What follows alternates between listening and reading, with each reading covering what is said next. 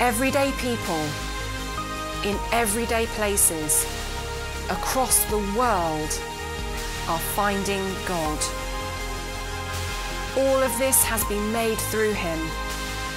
He has promised to be with us. Where are you seeing him? Let's get sharing. Encounters. Stories of encounter with God.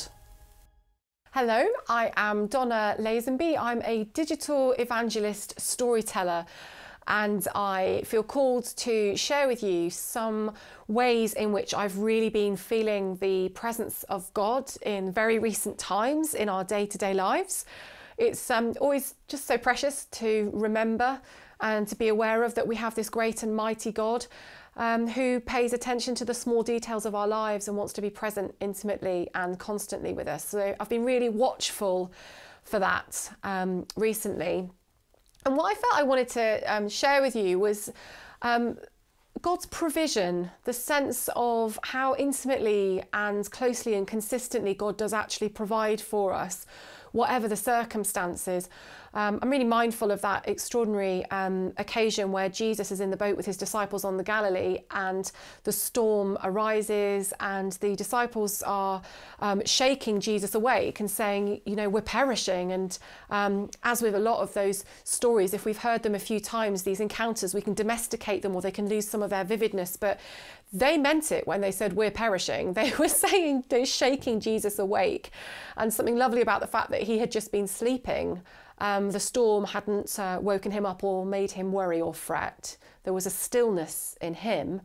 And his words to them are, why are you still afraid?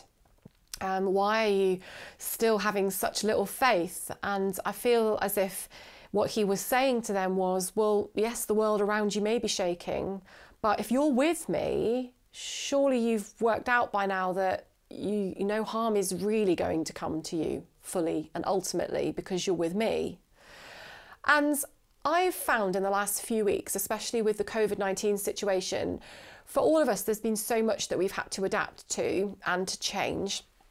And some of the things have been really positive. There's been so many silver linings, as many have said, new opportunities for ways of sharing community and friendship, and a slightly slower pace of life in some ways, and an emphasis on well-being and getting exercise and eating well, which funnily enough, in slightly easier times, we may not be so intentional about, but at a time like this, we have permission to focus on keeping well.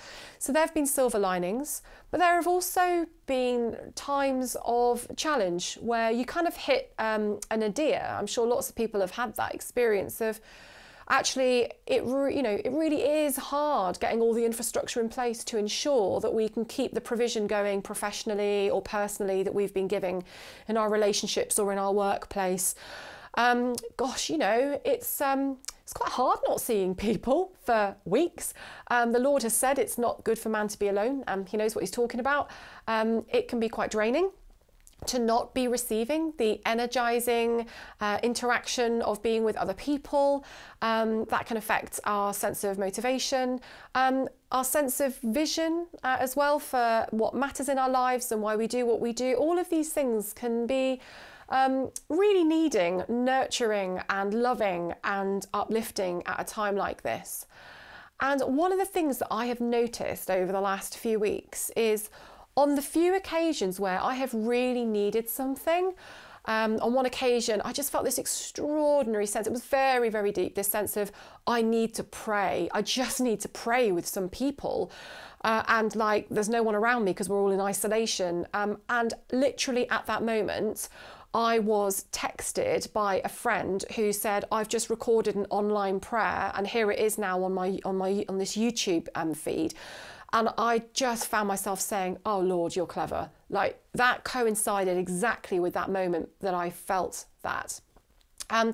Similarly, just a couple of days ago, I was having a moment of kind of wrestling with a certain aspect of vision about something internally. And at that moment, I noticed that I was receiving a phone call, which I then responded to, which made an offer that spoke directly into that place and into that situation that I was thinking about and concerned about, and just literally injected so much life and opportunity and grace and resurrection into that place. And again, I just put the phone down and I said, Lord, like, you are amazing. It's like, you know, the moment. And what I've been feeling, and this is what really moves me, is like, these aren't things that have happened like, you know, the day before or the day after. These are things that in the moment that I have felt anguished or concerned, a response has happened in that moment. I've been recording some mini preaches, which I've absolutely loved doing. And there were just at one point, you know, very naturally, I just had a little bit of a wobble, I think, about how well they were going, whether I was serving people fully, etc. I just lost a little bit of confidence for a moment. And in that moment of feeling that, oh, I wonder, like, am I meant to be doing this? Is this the right thing? Am I approaching it right, etc.? In that moment, my phone went ping and I had a text from a colleague saying, so great to see you doing your thing. So great to see you speaking and preaching. Again, I thought, Lord, that's amazing. It's in that very moment.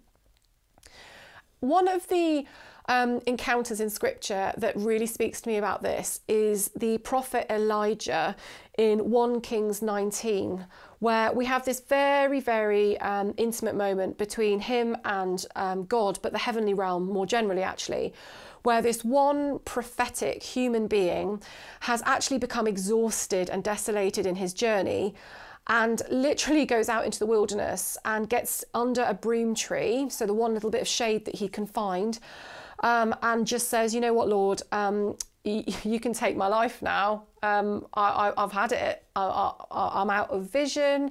I'm out of strength.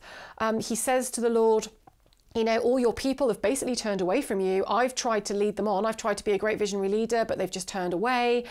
They've decimated all the altars. And moreover, there are groups of people out there now who are trying to take my life.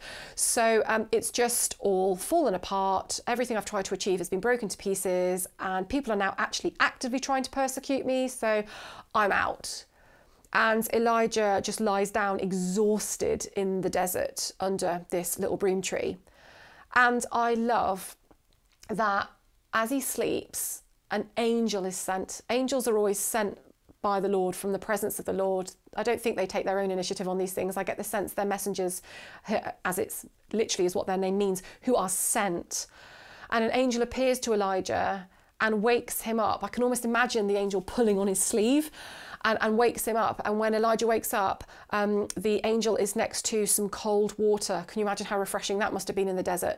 And also a kind of like cake of bread, and says to him, eat these things. You need to eat these things. And I think, isn't there something incredibly intimate about the provision of God, that like you're sent food, you know, the basic need of the human being is not beyond the interest and the tenderness of God.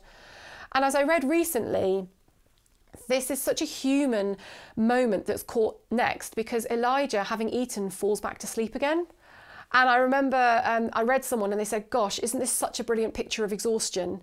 Because have you ever had that, like where you're actually so tired, like at the end of all your exams or something, you're actually so tired that you only have enough energy to eat something and then to go back to sleep again? Any of us who've ever had a cold or the flu or whatever know that feeling well. I have only got the energy literally to eat and go back to sleep. And that's what Elijah is feeling, this spiritual exhaustion. So he goes back to sleep, and again then the angel wakes him up and says, you need to eat more, because otherwise the journey is going to be too much for you. So I love the fact that the Lord sends angels to revive us. And I've had several moments over the last few weeks where, in those moments where I've had a real need that God has instantly responded to in that moment, I have felt as if an angel has come alongside me, sent from the Lord's presence, and has literally almost gone dum dum dum, kind of tap tap tap, and picked me up. I have felt as if somewhere in the heavenlies, the Lord has gone, uh-oh, Donna needs help. like there's something there that needs attending to. And I feel as if an angel has arrived and has basically got me by the hand. It's how it feels. Has almost got me by the hand and kind of pulled me up from the ground and said, no, come on, back on your feet. It's going to be fine. Take some time for replenishment and nourishment, but you actually need to keep moving because we need to keep going. And we see it in 1 Kings as the encounter carries on, that, as is so often the case with God, the Lord says, you know, I'm going to come and meet you, but I'm not going to be in this great big powerful earth-shaking earthquake. I'm not going to be in this great big storm that's going to pass by.